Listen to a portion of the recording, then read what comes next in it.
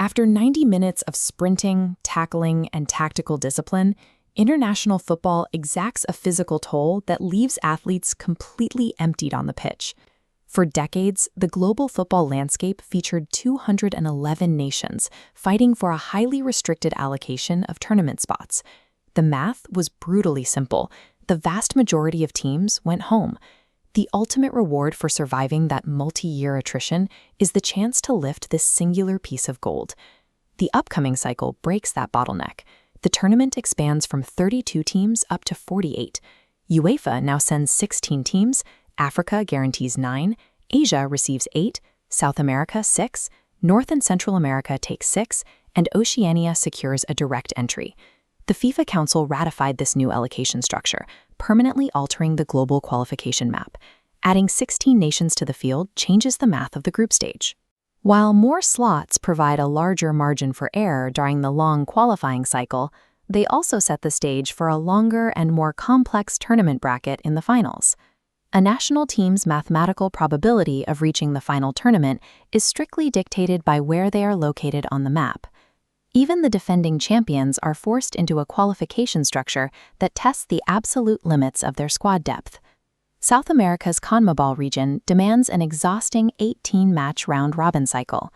Teams play every single neighbor twice, facing the same high-tier rivals over a grueling 2-year window. This path involves massive geographic shifts, requiring athletes to perform at sea level one week and endure extreme high-altitude away matches the next. Meanwhile, the European pathway operates as a sprint. UEFA divides its teams into 12 smaller groups, creating a cutthroat environment where a single early loss can mathematically eliminate a team from direct qualification. Across all regions, when two teams finish months of competition tied on points, a precise hierarchy of metrics takes over.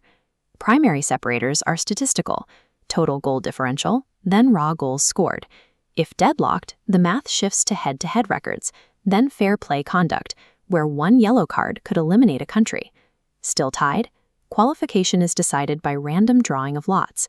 2 years of continuous international play, millions of travel miles, and countless training hours can ultimately hinge on a referee's booking or the flip of a coin. For nations that narrowly miss direct entry, the final mathematical lifeline is the Interconfederation playoffs. 6 teams representing 5 different continents are placed into a sudden death elimination bracket to claim the last 2 tickets to North America. These do-or-die matches are scheduled for March 2026, hosted directly in Mexico. The current global rankings dictate the bracket, seeding the bottom 4 teams into the initial knockout round, while the top 2 highest-ranked teams wait in the final. This setup condenses the hopes of 6 countries into a neutral site pressure cooker. Win and the journey continues. Lose and the window closes, for another 4 years. The expansion to 48 teams provided the numerical opportunity for historically small or absent nations to reach the final tournament. Curaçao achieved a statistical milestone by navigating the North American qualifiers to become the smallest and least populous nation to ever secure a World Cup berth. On the African continent, Cape Verde led Group D, accumulating the points necessary to guarantee their debut on the world stage. In Asia, Uzbekistan utilized the expanded field to become the first Central Asian country to reach the final tournament. Iraq's successful path required surviving 21 matches played over a taxing 28-month window. As these debutants demonstrate, the 48-team format provides a specific mathematical window for nations that can maintain their performance throughout the entirety of the multi-year qualifying cycle. This new format also elevates dangerous sleeper teams, squads that traditional footballing giants must now prepare for in the group stages. Norway enters the tournament carrying heavy offensive metrics, driven by a massive goal differential built during their European qualifying campaign. That offensive output is spearheaded by Erling Haaland, whose individual strike rate makes Norway a lethal threat to any defense.